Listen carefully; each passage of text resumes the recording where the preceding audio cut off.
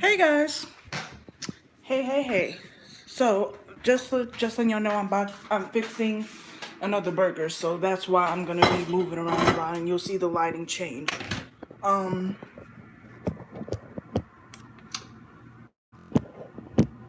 Alright, and I might be in and out of the camera.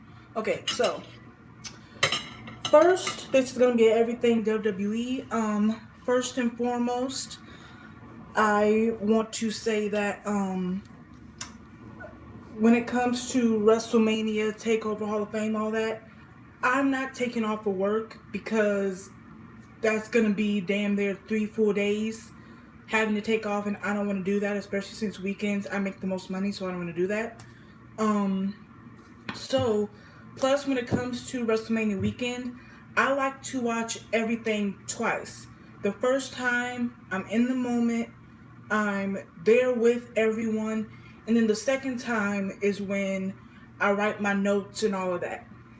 And especially since I'm gonna be at work on like the kickoffs and the start of the shows and all that, I don't want to have to, um, try to write down stuff while I'm at work because I'm gonna be helping customers and all that. So I don't want to do that. So, you'll probably get um my WrestleMania Takeover and Raw and SmackDown review most likely like that Wednesday or Thursday, depending on when I work.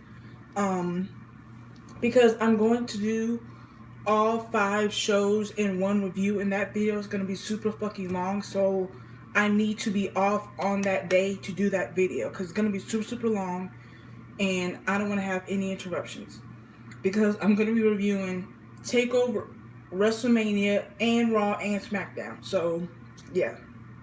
Um, so that's the deal when it comes to WrestleMania. Um,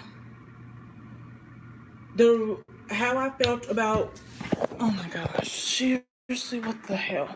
Sorry guys, my phone is being freaking retarded. How I feel about Raw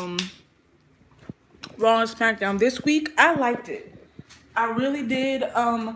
Other than the Ronda and Becky and Charlotte stuff, which in all honesty I cannot stand. Like, honestly, I was never into the feud as much as everyone else.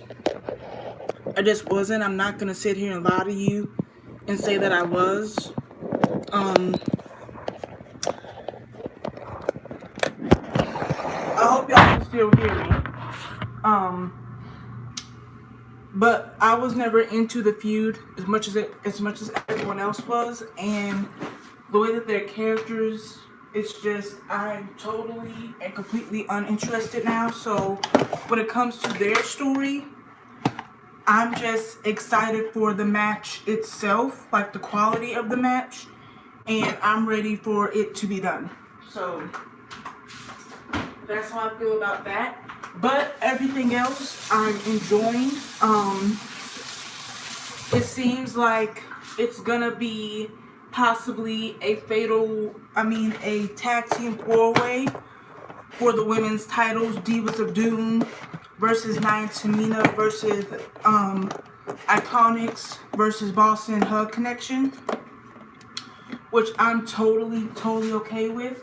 Besides the Bellas and Lay Cool, Divas of Doom was a amazing attribute to the Divas division at that time period, and I feel like they would bring a lot to that match. And Beth looks fucking amazing. She's always in shape, and she's one of those people that doesn't need a whole lot to get in. She's like Nikki. She's never fully away. So she's probably going to need only like a couple of reps, maybe practice the big spots, and she'll be fine. She's very much like Nikki and Natalya. She knows what she's doing in the ring, and she rarely, if ever, messes up. So I am excited for that.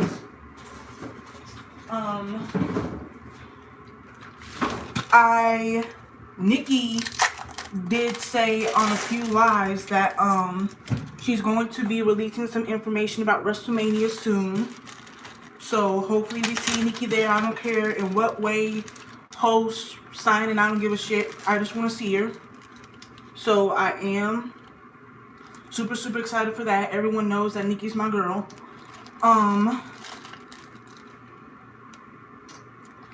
I also feel like, I also like the men's storylines. The men's storylines are really, really good to me. What happened in The Shield, was really good. A lot of people hated it, but in my opinion, it was the perfect way to end The Shield. I'm not gonna talk about Dean's contract because I don't want to get into that at all. However, I do feel like the storyline is perfect to set up Roman versus Drew McIntyre at WrestleMania. Because in my personal opinion, what happened on Monday was the equivalent of me, my mom, and my sister. I'm the youngest.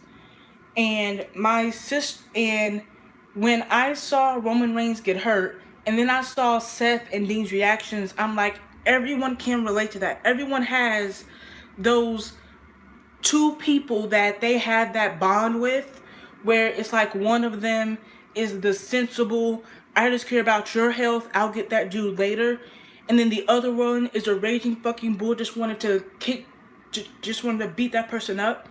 And that's what I saw, and that's why I love it. It's relatable. Everyone can relate to that. So I liked it. It's the perfect way to set up to set up Roman versus Drew. And I think it was perfect. And the Falls Count Anywhere match was fucking amazeballs. It was so, so good. That Claymore kick, I felt Renee in that. Fuck the kayfabe. Is my husband alright? You know? I felt that. So, it was good. Kurt Angle. I'm just a sexy Kurt. Lord have mercy. My Kurt. He is going to be retiring. Or at least have a farewell match, I guess, at WrestleMania 35. Me personally, I feel like it should be John Cena. Especially because, and I'm going to read a comment later on in the video, but someone perfectly explained it to me that John Cena isn't going to be there for multiple weeks.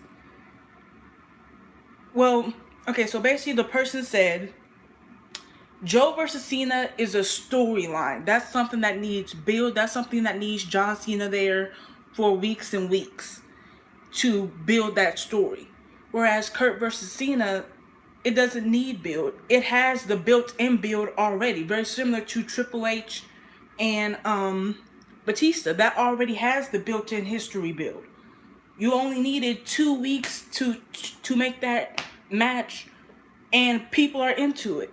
The same thing could be John Cena and Kurt Angle. So, me personally, I agree with the people that said John Cena versus Kurt. I feel like it's the perfect full circle story. And as much as people want Kurt, and I like Ryan from Pro Wrestling Sheet, but I don't think Kurt wants to go out with someone he doesn't know on his last match at WrestleMania. That's why he's putting over the people on Raw. Because he wants his last match to be against someone that he knows and is comfortable with. As great as Dream versus Kurt Angle would be, Dream is not good with the older, slower type of wrestlers. And Kurt does not want to have to worry about Dream not being able to carry him.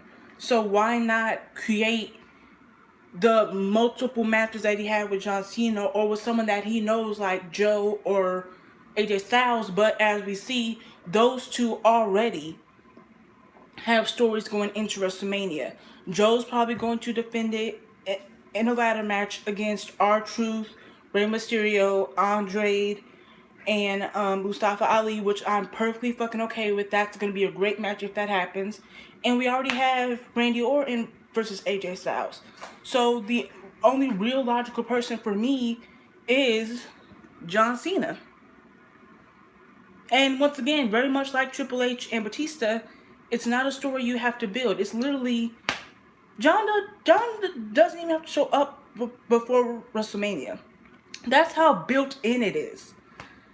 Um, but yeah, I'm super sad to see him go, but I'm super excited to see what happens. Da, da, da. I am curious to see what they do for Asuka at WrestleMania. I am super curious to see that. That's the only real thing that doesn't have a clear direction, but I'm excited to see what they do with that. But yeah, WrestleMania is shaping up to be a great card. I am super excited. I am super pumped. That's gonna be a long ass week and a half. But I'm super excited, and in all honesty, I'm not gonna let no smarts, no idiotic bullshit derail my happiness for WrestleMania. Because in my opinion, this WrestleMania has everything. It has the retirement match feel. It has the women's main event. It has, the blood feuds. It has the respect feuds. It has the championship matches. It has the gimmick matches. It's everything. So I'm super excited. Now, when it comes to my matches that I'm going to be reviewing, and I'm also going to be doing pay-per-views as well. Not, the pay-per-views in order. I already do that. But, like, I'm going to be randomly redoing pay-per-view reviews. So, like, I may randomly redo Bad Blood 2004. And then the next one may be Over the Limit 2010. So, who knows? But I will be starting that soon. One of the biggest reasons why I haven't been doing match reviews is because my reviews come from 3 different places: YouTube, Daily Motion, and the network. I have the network on my iPod and on my TV and on my laptop, but my laptop is broken right now. And I also like to review my Daily Motion stuff from my laptop as well. But since I downloaded Daily Motion on my iPod and YouTube's already on my iPod, I'm going to start doing pay-per-view reviews and match reviews and stuff from my iPod when I'm at my mom's, because sometimes I spend time with her. And then I'm going to do other times from my TV when I'm at home. So that's what's going to go down with that. So yeah, those will be coming really, really soon, I hope. Probably next week. And then I'll probably do like 2 women's matches before WrestleMania. And then I'll start again after WrestleMania. So yeah. But now let's get into these comments because I want to eat my burger. This is about Becky Lynch. Someone says she's definitely not the most popular person in the company today. She was 2 months ago, yes, but this story has really hurt her. Just look at this message board full of smarks. Even a lot of them are souring on her. I was in Atlanta 2 weeks ago when the crowd was white hot, mostly because of Roman's return and the Batista and Flair's birthday angle. No one really cared that Becky showed up. Make no mistake, Kofi is getting the biggest cheers at the moment. Ronda's actions are getting bigger cheers than anything Becky does. Daniel Bryan's character work is unmatched. Roman Reigns is a bigger thing than Becky right now. I'm not hating on you for loving Becky Lynch, but we gotta be honest here. It's just not even close to the same as it was. WWE has already messed it up, and Becky winning at WrestleMania is not going to fix that. If I hear the man one more time, I'm gonna throw up. It was cool. It was cool the first 1,000 times I heard it. But now she needs something different, which I agree with. Becky is not the most over person in the company, and I wish that Smarts would stop fucking saying that. Someone said Roman Reigns and Brock Lesnar were always the plan for WrestleMania 34. The finish may have ended up different, but we knew who was going to be in the match almost a year ahead of time. We knew it was going to be Rollins versus Lesnar this year, months before Seth won the Rumble. Again, we don't know the finish, but we knew the match. We've always known Charlotte was going to face Ronda this year. We just didn't know Becky would be there too. So yes, we do know the plan. We just never know the finish. And that was a comment towards someone saying that Becky versus Ronda was always the plan, despite the fact that Becky was going to be nowhere near Ronda before she got punched in the face by Nia. There's a reason why Nikki versus Charlotte main evented Evolution set up Ronda versus Charlotte. Because they were going back and forth on which one they wanted to main event WrestleMania. And they decided Charlotte versus Ronda should main event WrestleMania. So let's have the second biggest match of Ronda's career, singles wise, and Nikki versus Ronda at Evolution. And in the end, both ended up working. So, or at least Nikki versus Ronda worked, and Charlotte versus Ronda was going in a great direction. But then Becky Lynch fans and all that shit kind of fucked it up for me personally, but whatever. This is about Becky Lynch's character. Someone said, but the story being told is Becky is an underdog who has to overcome everything. That's the reason the story is really dumb and Becky is already losing her luster. She can't be both protected, winning all the time, standing tall, and being the underdog who has to overcome. And this is why I laugh at certain people, because it's like, y'all want Becky Lynch to be everything that you supposedly despise about Nikki, about Reigns, about Cena, about Hogan. You want Becky Lynch to be everything that you despise about those people, but because it's Becky, it's okay. Hell, when Sasha had that type of booking, y'all fucking hated it. So it's like, no, y'all don't know what y'all want. Y'all want Becky Lynch to be so many things at once. And the thing is, Becky's not character-wise. Becky doesn't have the acting ability, and she doesn't have the star power to be all that at once. Certain people can be multiple things at once to make it work. Becky Lynch cannot do that. She can't. And y'all constantly trying to push to that and trying to hijack shows and shit isn't going to change that. She's not good at all of those things. Hell, she's barely good at one of those things. So y'all trying to make her into this stone stone cold character, plus have her be a female Daniel Bryan, fucks up the goddamn story, as we see, because they're trying to please both the smarts and the casuals, and they fucked it up because the casuals are constantly switching their fucking minds every 2 goddamn seconds. Some idiot said that Vince doesn't care about wrestling. And someone said, just ignorant. His character heel has been out of touch with the newest generation, not some idea he hates wrestling. To say he doesn't love wrestling is just wrong. Of course he does. He's been involved in it since he could walk. And as other posters mentioned, he does it 20 plus hours a day, every day.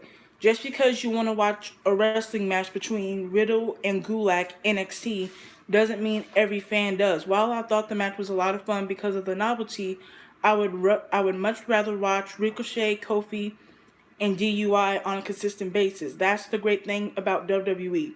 There's something for everyone, and I imagine that a balancing act is a real challenge for Vince and co., which I agree with. Someone that could not literally explain what the fuck lazy booking was or why he felt the story was lazy booking decided to say lazy booking 24 goddamn times, and I totally agree with this comment. Lazy booking is a thing. This is not it. Don't call it lazy, call it plan B. Sometimes you have to go with plan B when something goes wrong. Not every push, story, idea, or plan will work out. Seems like you really hate you really hate WWE, Vince, and everything involved, maybe try NJPW or even some Glow. Which I agree. If all you're gonna do is shit on the fucking WWE and talk about how great your other promotions are, stop watching WWE and watch your fucking promotions. You sound dumb. Like, everyone knows I don't watch the indies. I'm just now getting into the indies. And the fact is, I'm not really even getting into the indies. I'm getting into indie wrestlers, and most of them, if not all of them, are female. And it's not just every indie wrestler either. I'm getting into the people that a lot of my friends on the internet and all that recommend me. I'm getting into legends like Manami Toyota and the Jumping Bomb Angels and those girls. I'm getting into legends, not just random people that the Smarks want to praise to the highest fucking bidder after one 18-star rated match by fucking Dave Meltzer, whose opinion does not mean shit to me. So yeah, if you love the indies, great, love the indies, but stop shitting on other people for not being so gung ho over it, or stop shitting on WWE for not being the indies, knowing that they were never indie anyway.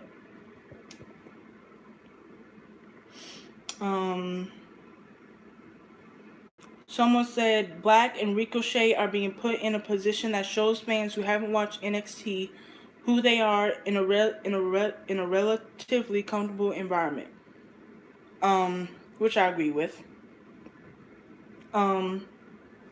This was about the matches from Fastlane for women.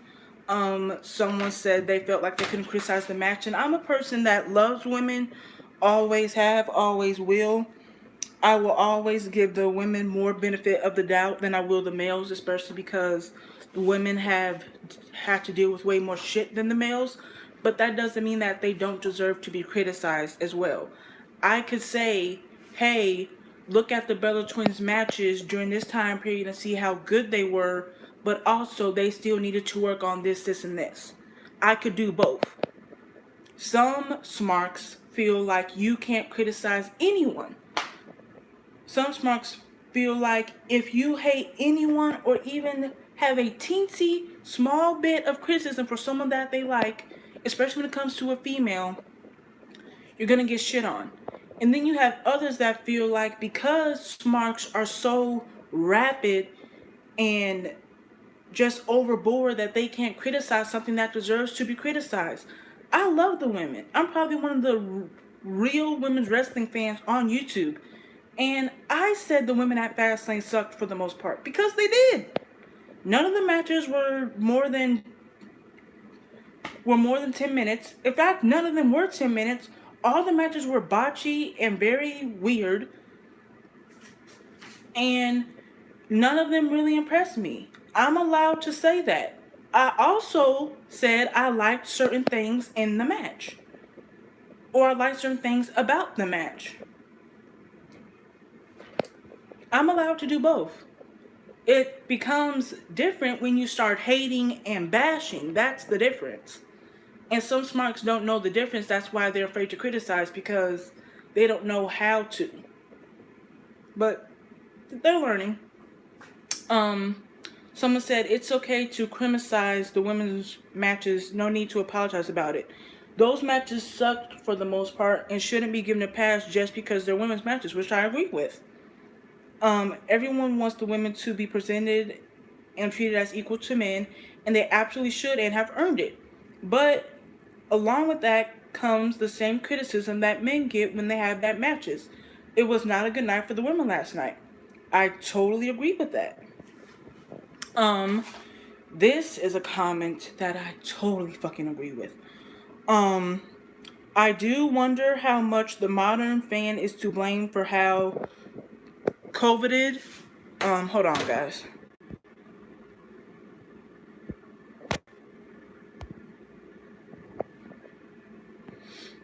Sorry. For how coveted things have gotten. I mean, we're the paying customers, but I dare say we've made it hard to book a top of the card story.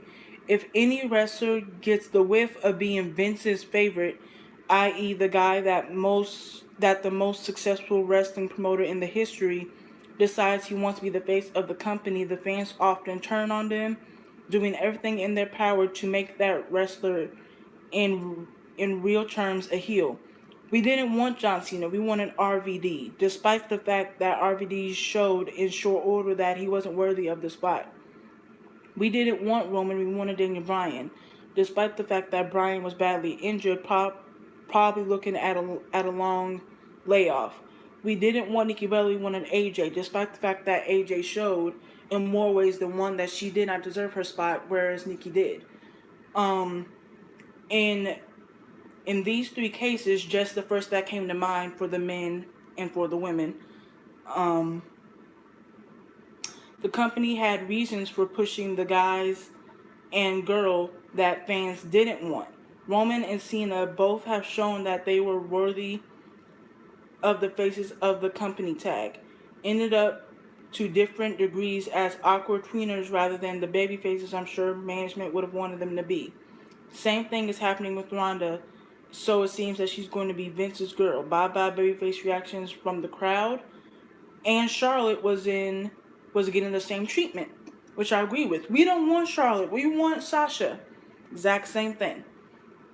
Maybe it's just how things are going in the reality era, but I do appreciate that it's going to be hard booking your top star when you figure fans are going to reject him or her if you're seen as tying the rocket to them, even if behind the scenes you're sure that's the right call. Right call. Totally agree with that comment. Totally fucking agree.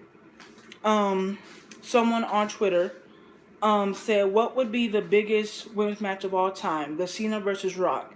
For me, personally, it's Nikki versus Trish. With the correct build-up and hype, oh my gosh, Evolution main event 2, please. And I definitely agree. And we both know, and we all know that Trish and Nikki both want that match. And since Brie isn't wrestling right now, or whatever the hell she's doing when it comes to her retirement, that's easily a match that they can build up. Easily. And they can do it multiple different ways as well. Someone said John Cena needs an opponent. Who better than Kurt? He gave Cena his first match. Now Cena can give him his last. Someone said, I think they're going to end up doing a U.S. ladder match with most of the guys from SmackDown, which I said earlier. Joe, R-Truth, Andre, Ray, Ali, maybe even Kevin Owens.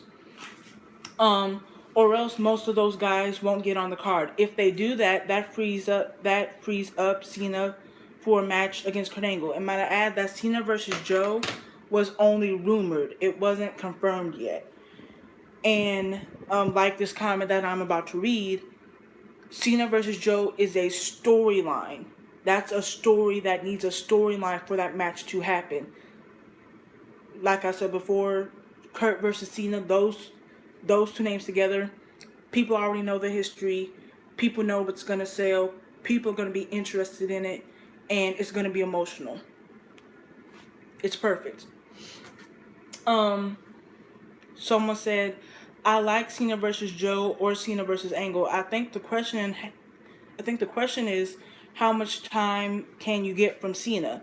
If he's unable to show up before WrestleMania, then Cena versus Angle makes more sense. If Cena can commit to a few SmackDowns and do some promo battles with Joe, that's more appealing. That said, I'm not sure who else would make sense to go against Kurt besides Cena. Joe could have a lot of fun matches. For example, the multi-ladder match, which I think is going to happen. Or Joe versus Owens, perhaps, as not a filler feud, but a feud before he goes to Cena, which I would very much like. Someone said Joe versus Owens is a match we've craved since Joe interrupted KO at TakeOver. But I think we're either getting a multi-man match. So, and I'm okay with that. Have the multi-man match for Joe at WrestleMania. Have him and Kevin Owens feud. And then around SummerSlam time, have that be Joe's feud with Cena. It's perfect.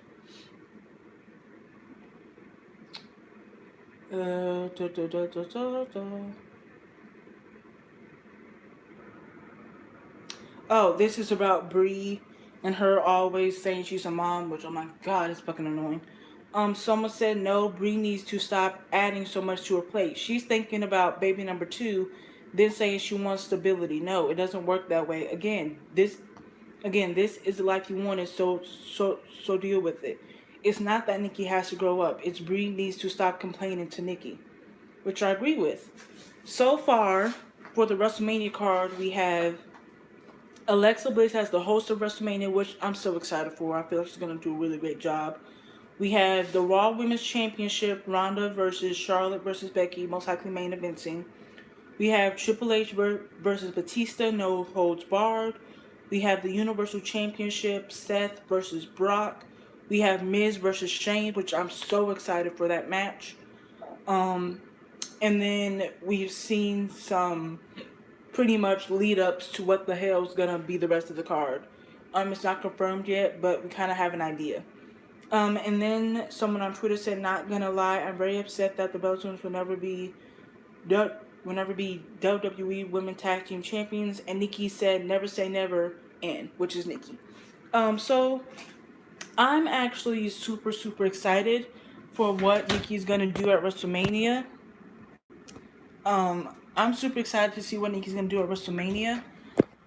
If she's even gonna be there.